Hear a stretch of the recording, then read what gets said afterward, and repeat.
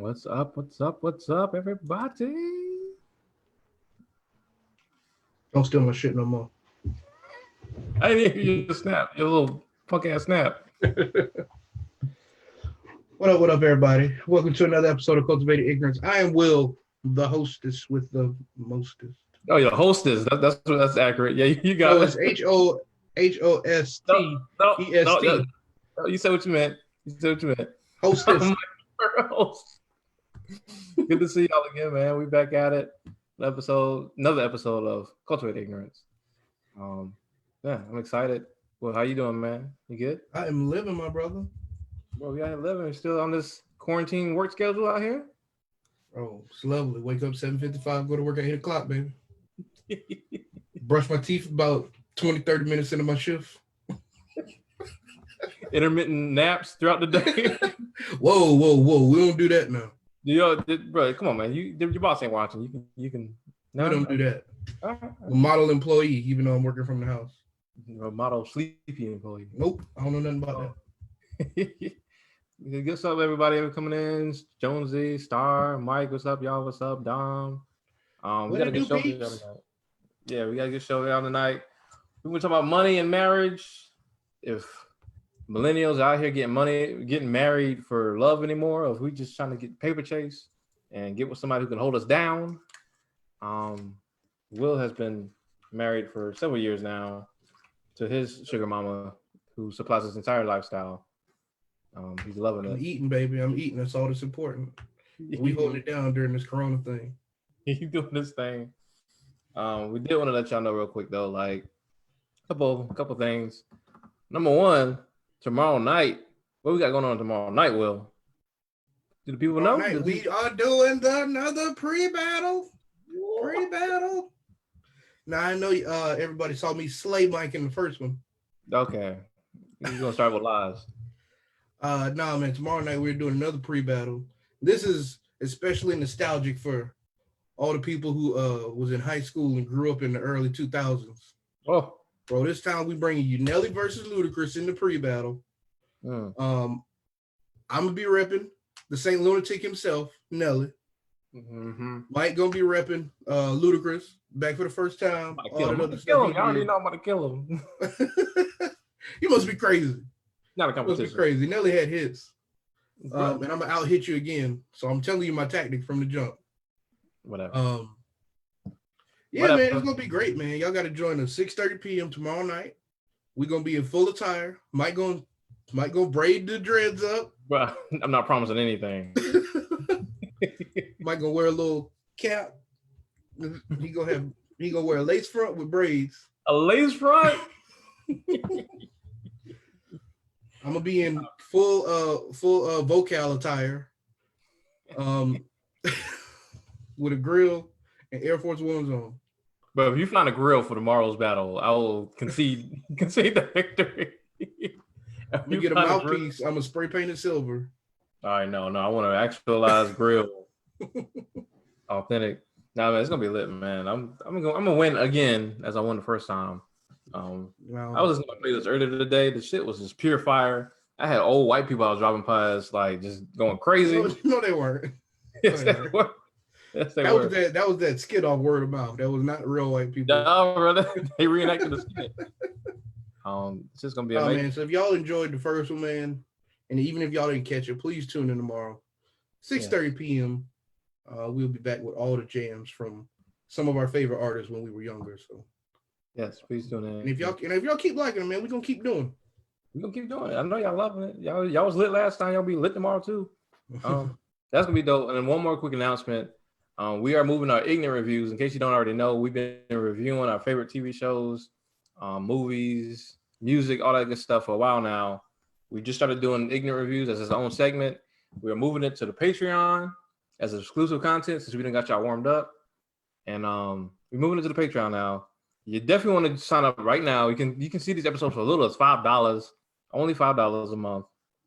You really want to start now because we about to go in on this new Insecure episode with Will's girl Molly that lost her whole damn mind. I don't know what the fuck. Are we calling her my girl? That's my little side chick or whatever. You're not gonna call Molly my side chick. I can't take her 24/7. All the selfishness and stuff, I can't fully rock with. She was, in my opinion, doing so somewhat well, but this last Sunday hurt my feelings. Molly lost it. I knew Molly wasn't doing well at the car incident, at the parking spot incident. You know what you are? You the person that never want to give nobody credit for nothing at any times. So I'm just a person who sees a repeated behavior and very little growth. Yeah. So I'm gonna trust the repeated behavior over the little eensy-weensy amount of growth I've seen so far. That's how growth happens. You didn't. Well, whatever then. Do you like your mama? Whatever then. My mom don't say. My mom love me. She don't do that to me. Yeah, she do, but she ain't got time for arguing with you. Yeah, she don't be having time sometimes. All right, man. I don't know if you want to just jump into the topics or you got any current events you wanted to bring up real quick. Nah, man. Ain't shit going on but this Rona, baby. Y'all let these governors and Donald Trump tell you it's okay to go out there. You done fucked up. Bro. You done fucked up. It's party time. We out here. Don't go out there. I was looking at the stats yesterday. 1.24 million cases. What? That was a couple months ago, right? No, nigga, that was yesterday. That was old cases, right? No, nigga. Okay, so as of May the 11th, 1.42 million cases confirmed in the United States. 84,000 deaths. United States of what? America? Yes, nigga, that's America. United States of North America. This one right here? United States of South America. Okay, well, that's not even us. Don't let them boys fuck you up and think it's okay to go outside. I mean, be wary, guard your mental health, and act accordingly. But at the same time, don't be too consumed by the media. Just don't immerse yourself in just No, you believe the media, believe the hype.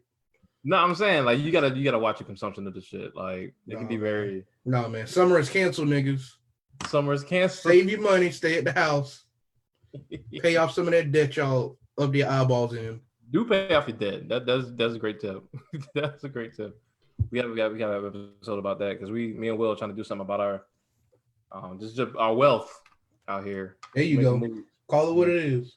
Absolutely. So, all right, man, we can get right into it. Before we talk about the whole money matrimony stuff, Will's boy Tekashi 6ix9ine. Goat James. My man is out here. If you don't already know, Tekashi went to jail a couple of years. It was about a year or so back. Yeah. Thought it was a rap from my man's. He got a whole mix up. Apparently he put a hit out on somebody. He was doing a whole bunch of gang shit. Out here robbing people. Whatever. Went to jail. Was facing up to 40 years. He thought it was a rap. My man went to jail and told on everybody. Everybody. Nigga, everybody. Told on not only the crew he was running with, but just people who I didn't even know had anything to do with anything. Like I think he told on like Cardi B. He told him Jim Jones. Jim Jones. The bailiff stole a donut. He told on the bailiff. Like it just everybody got it. And my man is out here on quote unquote house arrest, but came out, put out this video. I forgot the name of the shit. I haven't even watched the video to be honest with you. What is it called? Gooba. Gooba. This man straight put out Gooba, broke a YouTube record and the Instagram live record in one day. As if people don't even care that this man is straight. Like he's a proud snitch. Like before he even officially got home, my man. I don't really think he's a proud snitch. No, I think he just like puts every villain hat on that he can. Like anything that he knows people gonna hate, he just says, "Okay, I'm with it." Like, so you think is it like a form of like? So he's super trolling. Like he's the biggest troll ever. And it's like a move of like this is a defense mechanism basically is what you're saying. No, it's a marketing mechanism. Well, that too. That's working. It's working. My man is taking the B rabbit route.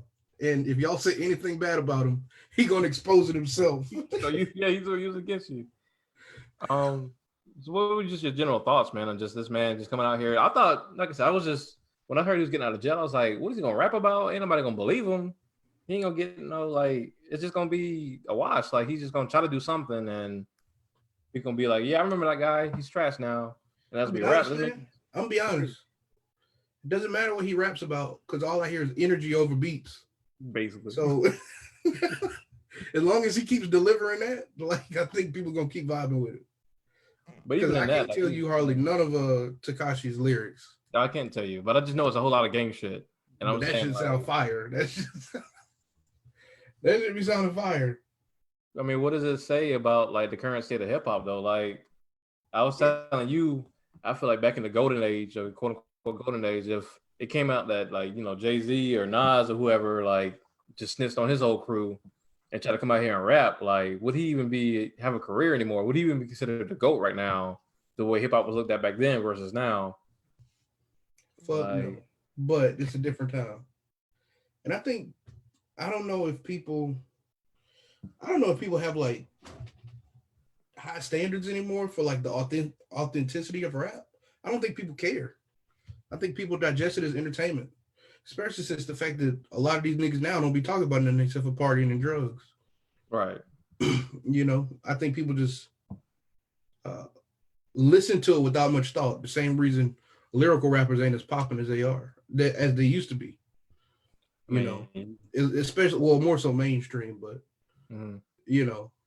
bro, if it bops and I ain't got to think about shit, let's rock it. You know what I mean? Like I can't knock him for being a snitch because I would have told on all them niggas too. And if any one of you niggas watching this stream right now do some illegal shit, I'm telling on your ass. Let them come to me. That's one thing I know for sure. If I do some dumb shit and go to jail, or you done fucked you go to jail, you done fucked up with me. What kind of friend is that, bro? You supposed to? Bruh's the kind of friend that's gonna plea out. I'm gonna plea out. You're gonna be in there. You gonna be in there. I'm gonna be free. What we was debating about, man, is like, do you think people have collectively actually know that the music quality is not good, even though that's all subjective? But like, you think everybody bopping this music, like Future, Lil Uzi Vert, this guy Tekashi, you think everybody like collectively actually knows that music is not good, but we celebrate it so much that it's still a booming industry anyway for whatever reason? So you're saying that the rappers themselves know that they're putting out bad product? Well, that's a question too, but I'm talking about us as the consumers. Do the consumers know that the product is not actually obviously quality? not? Obviously not. I mean, if it's getting played, obviously we don't know it's trash. Obviously, some people don't know it's trash. And then the question comes like, is it trash or is it just not made for us? Because like young people, they got a whole new vibe that we can't deny. The production is like out of this world. Like it's just, I don't know, bro. At least for me, like I find I like Vert. Like, you know what I mean? I think the music is so subjective that you can't call it low quality. Because there's always going to be somebody rocking to it, unfortunately. What do you say? Like if people, because I know that people enjoying it. Because the old nigga in me is coming out, and it's just some shit that's just bad. That's it. And shout out to Thad. He's producing the episode for us once again. He said it's them young folks and the programmers. That's my main thing. Is like I don't have an issue with music being the way it is. I don't really listen to radio myself, but I do think it's an imbalance as far as like the substance that's being subject matter in the music. Like I would love to see better subject material in the radio playing. You require that? Man, you're asking too much, man. Why am I asking too much? It takes so much thought to listen to lyrics. Bro, you can balance it out. It takes. There's a process that I have to go through. See, for me, I listen to music sonically first. Like, does it sound good? And then I might catch some lyrics here and there, this, that, or whatever. You know what I mean? But then the second playthrough, boy, that's when I catch the lyrics.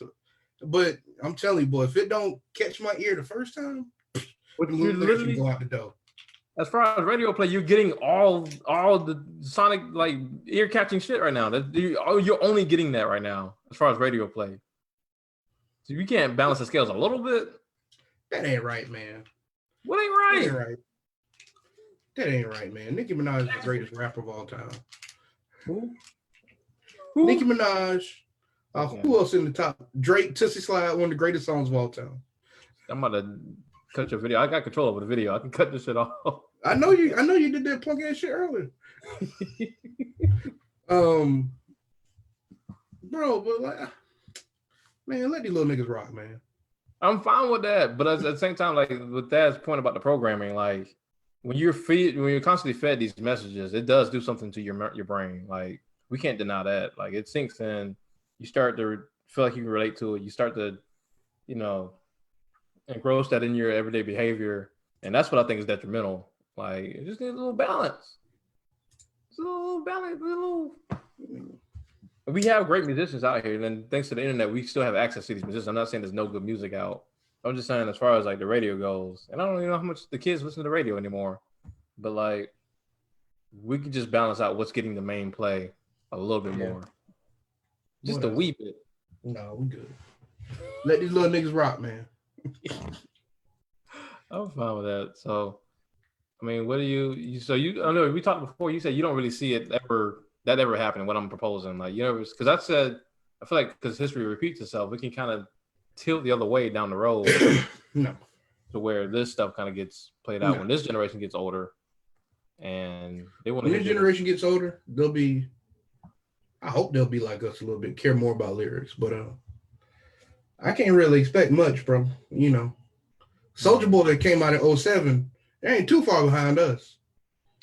That nigga owned the world for about 2 years. So yeah, I remember Soulja Boy came out right when I started getting quote unquote like, woke onto conscious rap. Mm-hmm. And I was like, I hated Soulja Boy when he first came out. I was like, what is this? This is not Talib Kweli. Get this shit out of here. And you can get them raucous niggas out of here, I'll tell you that much. Whoa, fam. Whoa. Raucous record, Talib Kweli. That's the only record. Most Def back in them days.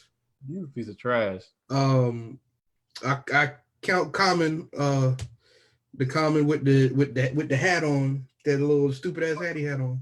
That was a raucous nigga back then. No, but what's crazy about Common is like niggas forgot like Common was super misogynist in a lot of his albums. Like nigga was and homophobic. Like he was on saying some foul shit. Yeah, them raucous niggas can go. So that's just to say to him about like, so we just in a generation now where rappers, I mean, we just don't care about rappers having ghostwriters. Like you see what Push did to Drake, even though Drake did lose that battle. Did it really affect him like that? Because he did, but it didn't really matter because his career is booming now more than ever. So people just don't care about ghostwriters no more. Obviously, people don't care about snitches no more. Like, is it just? But is that a good thing? Like, is it? We just holding? Let people listen to the shit. Let people listen. That's all they want to do, man. That's all they want to do. You weren't complaining about Gucci in 2003. I'm not. You weren't doing no complaining then. I'm not complaining about nothing. I'm just asking questions. Hey, y'all, high and mighty raucous nigga up there talking about everybody. That's the only lyric you know. You say. I used to hate when them niggas come on BET, bro. I was like, oh God. It was equivalent like an old head, like, come here, young blood, let me put some knowledge on you. You be like, bro. Nigga Nas be spitting, fam. You gotta listen to the bars. Nigga, get this preachy shit out of here. You remind me of Kevin on stage. He said, when they were talking about like greatest rappers, somebody brought up Black Thought, which is my favorite rapper of all time. And he listened to Black Thought's, EP, his solo EP. And the first song is like 4 minutes of him just spitting, just rapping his ass off. Ain't no choruses or nothing. He said somebody played it for him, and they was like, "Yeah, man, what you think?" He was like, "Man, he can rap." Mm-hmm. All right, so I'm gonna go back to the future real quick. Like it's just I feel everything what people be saying. Like you got to be in the mindset for it. There'd be times I'm definitely not in the mood to just turn on a Roots album because I just want something that just bangs. But I guess that's where we at, man. We're gonna see where it goes from here. We'll go further south. Further south. We'll see, man. All right. So you ready to talk about this money if people get married for money or they just get married for love. Oh, yeah, man. Go ahead. All Go right, ahead, King. so I'm gonna let you rock this episode. nah, man, you the hostess with the mostest. That's what you called yourself. Actually, this is your topic. I'm gonna let you introduce it because this is your shit. Anyways, so me and Mike was having a small debate, and then we had to save it for the show. But we started talking about love and marriage and all this other stuff, and I had the thought process that I think nowadays more people are marrying, or more people are choosing partners as kind of like a business decision instead of just purely for love.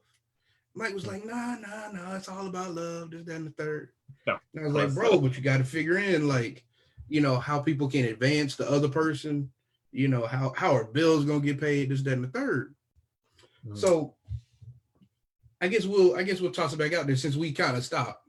Like, do you think that, like modern marriages and relationships are being treated more like business strategies than like romantic commitments?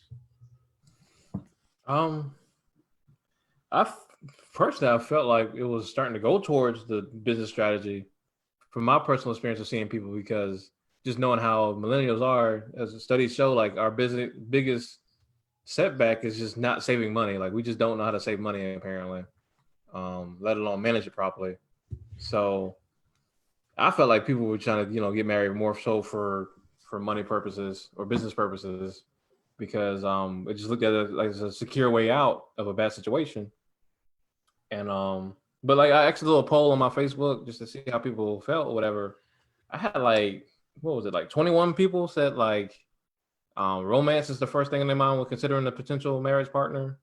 Mm-hmm. And I only had like 10 people say like financial security was on their mind, and like a few people said both. But like most people on my Facebook was just like, if I'm not, the romance has to be there first and foremost. And it was interesting. They said, if we connect romantically, if we're compatible, romantically, then we can get to the financial stability through that, which I didn't completely understand, because I never equated like, being romantically involved or committed to knowing how to take care of your financial responsibilities of somebody. I never equated the both, but I thought that seemed like it was more so financial. Me personally, I believe like marrying for love is nice, but there's an amount of realism in marrying for money, and and also like just the financial security of it all. And I can't speak from a woman's perspective, but I assume women want a certain amount of financial security. At least that's the way it was back in the day. So like, and not just with it's all about leveling another person up. Like I think that's one reason like Cardi B and Offset are still together despite his constant cheating. Like it's constant obvious cheating. It's like they can do so much for each other on the business aspect of things. You know what I mean? So like, I don't think it's necessarily wrong. I mean, there should be a certain amount of love in there, love for money, But nah, man, I think that whole idea of just marrying for just love only, that shit's stupid. Like there has to be some kind of security. There has to be something that you can rely on your partner for outside of just love.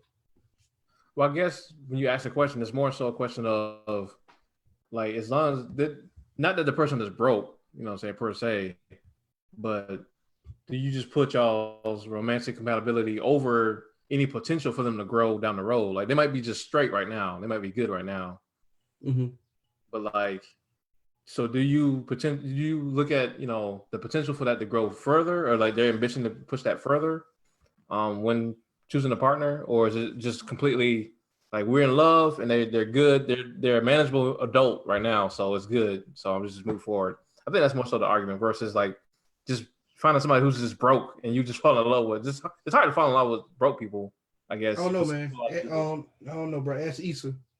Ask Issa if love will get you through bills and shit. Ask Issa about it. But Issa wasn't. You talking about with Lawrence? Lawrence Yeah. wasn't always broke though. Lawrence been when was Lawrence had money? What was that? I feel like he wasn't. No, he didn't start out broke. He didn't. They didn't get together with him being broke, did I they? thought they went from college to relationship. But And like, if he was in college, that nigga was broke. I don't know, man. I gotta go back and see. But I mean, even And in college, like, even still, that nigga was broke, and it was a turnoff for her. but it wasn't more so much him being broke as just the lack of ambition. Like he just wasn't trying to get. He wasn't trying to get better at all. He was just broken, just broken as That well. nigga said that nigga said he was working on his app, bro. I don't know what to tell you. He wasn't though. that's the problem. I can't tell you outside of he was working on his app. So I think that's a good example of it, man. Like they love each other, but there was certain. What's up? I think Star said she's trying to call in. Well, I don't know. I don't know what to tell you. I don't see the call, Star. You might have to call back again. Oh, yeah, I see it. Okay. All right, we're gonna keep like calls to limited about 5 minutes or so, just because other people want to call in. Bonjour. Hey. Hey, I had to mute y'all and there's a delay, so I didn't know. Okay, so what's your question? Question was, are people getting married for financial stability, or to just mainly basing it off of their romantic compatibility with the person? Okay. Yeah. Are we talking about it just in terms of the show, or just in terms of my perspective, what I would do, or what I think the consensus is on society right now? More so what you think the consensus is on society, and should either one be not necessarily frowned upon, but looked at in a lighter tone? Like, is it okay to marry for money? Because I'm pretty sure 95% of people will say, yeah, it's cool to marry for love purely. But yeah. Oh no, it's absolutely okay to marry for money. And why do you believe that? Because everybody has a different reason for why marriage exists for them. So, nobody has come in and said it yet, because I guess I can't see everybody's comments. But the institution of marriage wasn't started because we had romantic feelings for one another, because it was understood, especially when families had more of a say in who you married and you were looked at as joining two families together. It was an economic institution more so than a social institution. I mean, it blended both, but economics was a priority. It still is. And I think in today's society, it's more about not either person having more of the finances, even though you do see a phenomenon called hypergamy, where it's about dating up. I don't know if it's just about women or females dating up, or it's about either party dating and marrying up into another echelon and income bracket of society. Or, okay, so you see hypergamy going on, and that's a whole thing. There's a whole group of people teaching this, how to do this. I think there are some elements that you could definitely apply to any relationship, but I feel like where we are right now economically, it's about each person kind of contributing money and where they contribute best. I see a lot of men talking about how they want a woman to take care of them. They love that idea. And I see that in a lot of Black forums where there's thousands of people chiming in. And I see that same rhetoric over and over again. Like, I want me, a woman who can, like, they say they're turned on by a woman who has money, who has status, and all of that kind of stuff. So I think marriage is so difficult and takes so much work, I guess, to keep together. It should not, love is, you can love a lot of people. You can have warm, fuzzy feelings about a lot of people, but are you willing to put in the work to make that relationship viable? And especially if you're going to get married, move in together, run a household, you're basically running a type of business where there's income, there's money going out, there's assets. It's a whole thing. So why shouldn't economics be kind of like looked at as a very important aspect of that? And if you want to marry for money, you just know what you're getting into. You never really know, but you just kind of you understand that it's about intention. So that's my mouthful. Yeah, Do you good feel point. like Thank do you feel like you are more okay with people marrying for money because you are coming from the perspective of a woman? Do you think that has anything to do with it? That could have something to do with it. But at the same time, there's plenty of men when men are also marrying these women who are marrying for money, these men have they know that they're not poor, and they know that the woman knows that. Okay. And they know that a woman who may not even have the level of money that he does dates men of his caliber. So I think that, and I'm not saying he has a great character, I'm just saying of his wealth caliber, right? So I think everybody knows, like, there's plenty of men on these gold digging sites. There's plenty of men on the sugar baby sites. They want to invest in a woman. They want to take care of a woman, and they want to use their wealth and share it with somebody and have a wonderful life, or maybe lord it over her head and manipulate her and control her. Who knows what people's reasons are, but no one is like going into this game blind. You know what I'm saying? So am I thinking about it that way because I'm a woman? I mean, I think I'm coming from the perspective of I would probably more so want to be taken care of financially if I had to choose.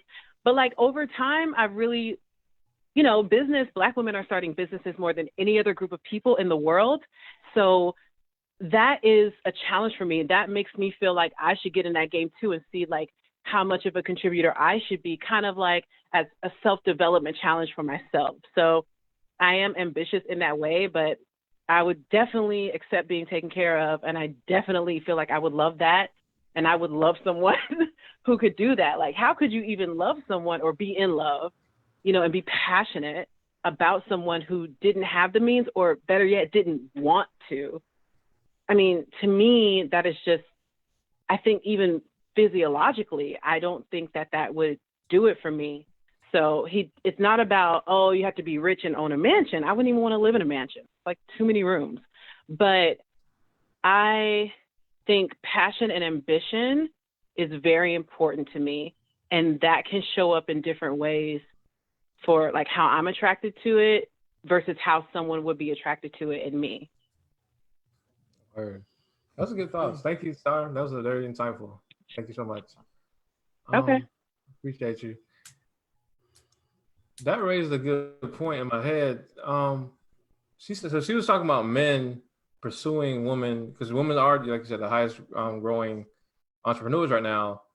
Do you think men, like, I gotta look at the statistics, but wouldn't men be like, if they know they're not making as much, like nearly as much as a woman who owns her own business and doing her thing and just out here thriving, and he's struggling on a certain level, I feel like more men would be too intimidated to approach that woman. Like, could you see yourself approaching a woman that you can't provide certain things to? Does intimidation play a role in that? I think so. I think it's natural because you would feel like, at least financially, she's out of your league. And for so many men, finances are a big part of how we define our masculinity in a way, our worth, That's our what I'm ability saying. to pay and contribute and all that other stuff. For me, I would be a little intimidated. I ain't saying I ain't gonna do it, Still shoot my shot. Yeah, I'm still trying to get taken care of out in these streets, Taken care of. Star said black woman is what I meant. I guess I didn't say black woman, but yeah, black women are doing that more than ever.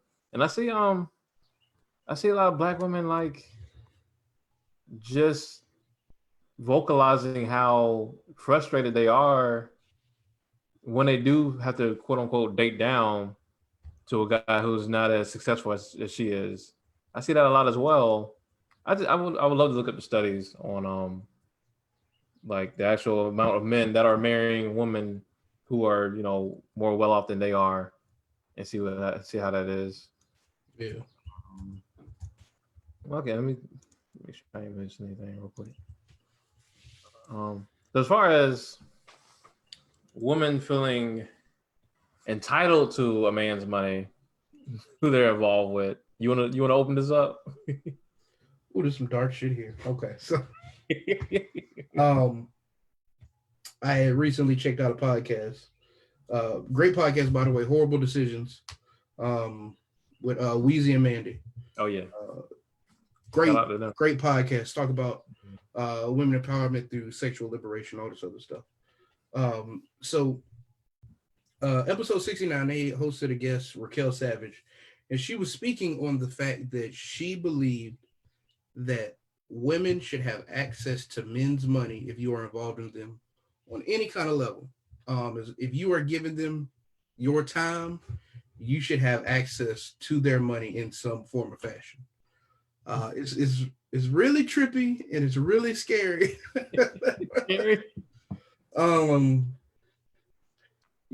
think, it's kind of like a unwritten rule that, like a man is going to have to pay out something over the course of a relationship, like on a regular basis, whether it be dates or, food or whatever, just simple stuff. But like, she was like going in, she was like, if I'm fucking with you in any kind of way, I should be able to ask you for $100, or I should be able to ask you for money. That's what she said. Yeah, bro, it was so scary. Well, it's scary, man. Cause just no, like.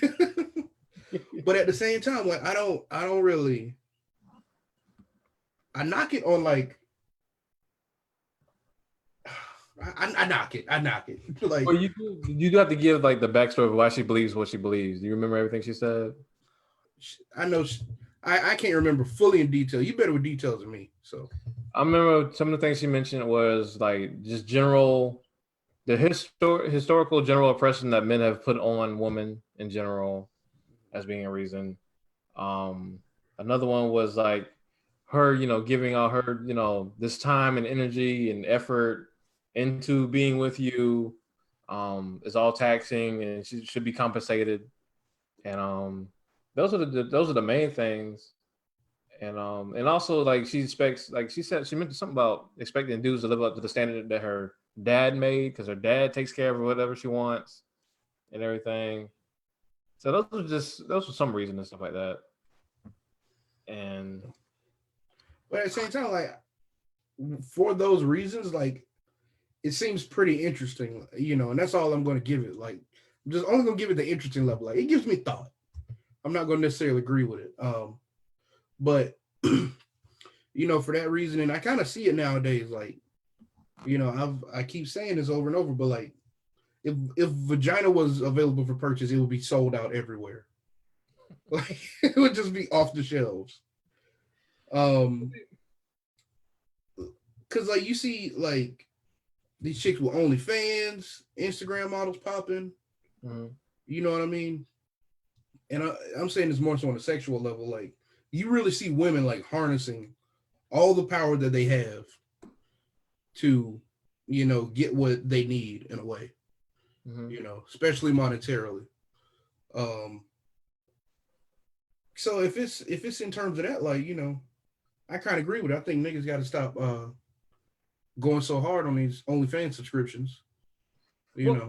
I never understood dudes going hard on OnlyFans. Like your boy. Well, we ain't gonna shout him out because we might have him as a guest sometime. That would be dope. But like, it is people who out here straight go hard on women having OnlyFans pages or that doing sex work. Never understood that at all. I guess my thing is more so the sense of, because she did use the word entitled. She said, I am entitled to your, finances whenever I want. That's the thing that gets me, because regardless of, whatever the next man did to you or whatever men in general have done in society, like we are out here trying to live just like you. If I'm a single man out here trying to pay my bills, just like you trying to pay your bills, I'm trying to take care of things over here. How would it be? What would draw me towards you just feeling entitled to my money when we're just talking, like we're just dating, and not even dating. She didn't say romantically, just even, but like we're just communicating with each other. You tell me I gotta like be okay with somebody else having access to my finances whenever they want. Meanwhile, I'm also expelling, that space that you need to, to vent or just to spend time together, and spending money on dates and stuff like that as well. But like, we're not gonna act like men don't carry emotional burdens of women they pursue sometimes as well. Not that I'm comparing the two, but like, it's like who gets to decide who's owed what, like versus us just coexisting and building towards something together. And Nah, fam. Just no. it just sounds like it comes off as wanting to be taken care of, comes off very early on as like you want me to be your dad. And it's like, yo, I didn't really come here to be your dad. Like I came here to build something, that we could be parents and be, leave for our children. But like as far as just taking on a whole nother adult human being, like I didn't really sign up for that. Bro, you're confused about the current power structure in today's society, okay? That's where you fucked up, okay? The power structure, the power structure in relationships and yeah, social interactions between men and women. do you remember how she described that? That was her main basis of her argument. Of the power. Boy, I can't remember, bro. She said basically, since men make more money, since men have controlled shit for so long, that like she is now entitled to, if she's going to expel her energy on you or she's going to be around you, that she should have access to your money. Yeah, that's what she said. Yeah. Yeah. And I do want to be clear about this because Star hit the nail on the head. She said, I think each individual group or party should make their own rules in each relationship. I will say, if this is something that you need for, that you deem a healthy relationship for you, that you even need for yourself, like you should pursue that for sure. I'm not sure how successful because this woman, she out here like I don't know what exactly does she do. I'm not sure exactly what she does, but she's a sex therapist. Mm-hmm. And she also performs sex work, but she was very clear that this applies for even the chicks in the cubicles and working 9 to 5s. Yeah. She was very clear about that. But Mandy raised like a good point in saying that is this even rational advice to give that average woman because they don't have that same pull that you do. Like if Susie just out here, in the call center or whatever like that, like not popping the way you are, like is that even rational for her to even put that energy out there towards men and expect to receive it? She got to harness the power of her vagina, okay? Susie got to utilize all of her womanly essence. Yeah, get these niggas to blow a bag, okay? I just feel like when you put that energy out there super early on, like, is it okay? Finish what you was about to say because I was about to interrupt. Go ahead. I'm so sorry. Yeah, you're fine. It's almost equivalent to like someone going on a date with somebody, man or woman, and they talking about marriage on the first date. It's like, golly, we just trying to figure out what's going on first. Like, we just trying to see if we even like each other. It's not as I get that, but like it's not as big of a commitment as like somebody saying like I'm trying to get married out the gates. Like it's like no, these are the ground rules I'm setting. You know what I mean? If you can't get with that, then let's be done after this first date. But best believe, based off what I'm saying, you gonna pay for this meal. Best believe she ain't coming out of pocket if she say that shit on the first date. Yeah. So I don't agree with it myself, bro, because I feel like any man that just is like says okay to that right out the gates is a simp. Like that's just some. How do you define a simp? A dude that you can easily get over on. And that's a multitude of ways and it's hard to define, but a simp, man, it's just a simp, man. You know one when you see one. Like you, simp. Like I mean, So okay. Yeah, I asked people to find out because I watched that clip that our mutual friend Jonesy had put us in. And the way he was describing a simp, it just sounded like a dude who just wanted to pay money to a woman to see what he wanted to see. Like that doesn't sound. I was like, what's wrong with that? That's a transaction. Like, yeah, basically. But like, yeah, when you put it as someone who just allows himself to be easily manipulated, I get that for sure. Yeah. I don't know, man. Latanya, somebody call in, man. Give us your thoughts and what y'all think. I just don't know, man. Just the entitlement, it just seems like it could turn off so many people. And You just got to be very aware of the energy you putting out there off top. Because like I said, right now, everybody trying to make it, man. Everybody trying to build something for themselves, let alone like having to take care of a whole nother person, like out the gate. You know what I'm saying? You ain't lying. I don't know. Anybody want to call in, give us thoughts? If not, I don't know if we had a second part to this. I think it was a second. Yeah, it was a second. Oh, I did want to ask. Oh yeah, I did want to ask this. Should men be considered, good men be considered a hot commodity? This shit here. Nigga, no. That's not how it works. That's not how it works. What if he's trying to do, if he's trying to like undo all the hurt thing you've been through? And I'm going to tell you why. What? Being a decent human being is just the right thing to do. Giving somebody attention, giving somebody time, making sure they're good. That's just the right thing to do. But okay? No, shut up. You don't get points for that. You don't get points for that. Because even though she's taking your money, she should be doing the same things. What separates it is the value of vagina to penis, okay? There is no value in penis, okay? Zero. Women can enjoy good dick all they want. There is zero value in good dick, okay? But there is. Nobody's buying that shit off. Nobody's buying that shit on the shelves, okay? Bro, nobody. Okay. Shut up. No, if you think it was on the shelves, nobody. Nobody's buying it. And I'm gonna tell you exactly why nobody's buying it on shelves. Because niggas is out here giving it away too freely. That's the exact reason. People will say that same thing about women, though. I don't think so. People would definitely say women are giving themselves away because they're not realizing that part. That's what Raquel was talking about. She was saying like a lot of women just out here just not getting paid for this stuff because they don't even know their power and they just giving it away. No, that's different than niggas be willing to fuck anything. Women not getting paid women not fully getting out of their coochie what they should be getting out is very different than niggas just giving away dick as much as they can. I'm saying good. Now, first of all, a man, I'm just talking about, a man doing what he's supposed to do. But I'm talking about going above and beyond. Because I'm hearing a lot of women say like there's no good man, whatever. This is very hard to find. They lying and they choose bad niggas. That's what that's all it is.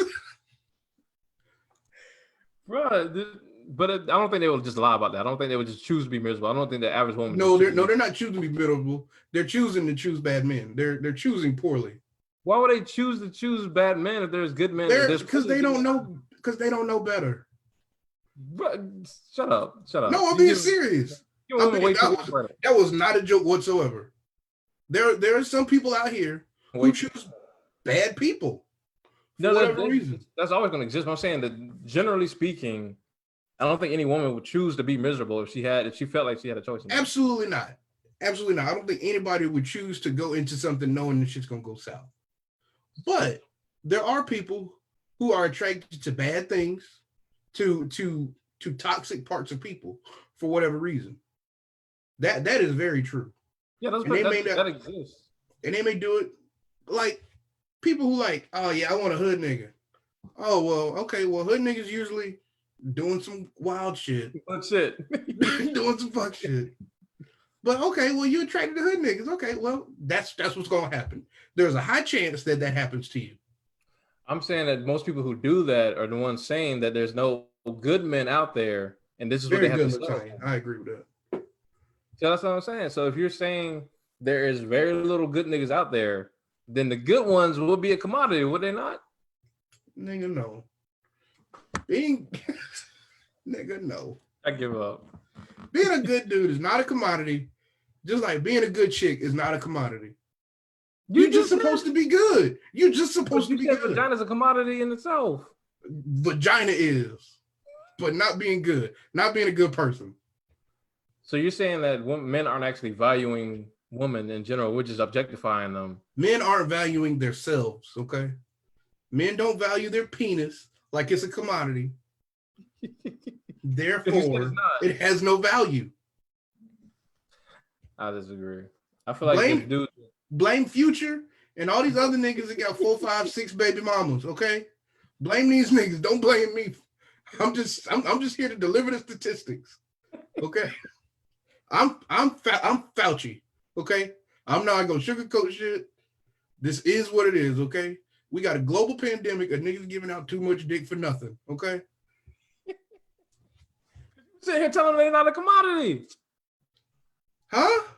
Because you sitting there telling them they're not a commodity, so they don't value themselves. I'm just telling you the facts. But that's what I'm saying. I'm not here to coach these niggas up. If we encourage them and tell them that you are valuable. God, I am not a life coach. I am a statistician, okay? You're a destructive coach is what you I am a statistician. Statistician? Shut up. Latoya said bad people get chosen because they are easy to fill a void. That's the true thing. Too. Terrence said, so Will, you don't feel like you're a commodity? Yeah, actually. I'm an outlier. Oh, there we go. Oh, the show's over with. I'm an outlier. Oh, boo. I'm an outlier. I'm just telling you that penis as a whole is not a commodity because too many niggas is giving it out for nothing.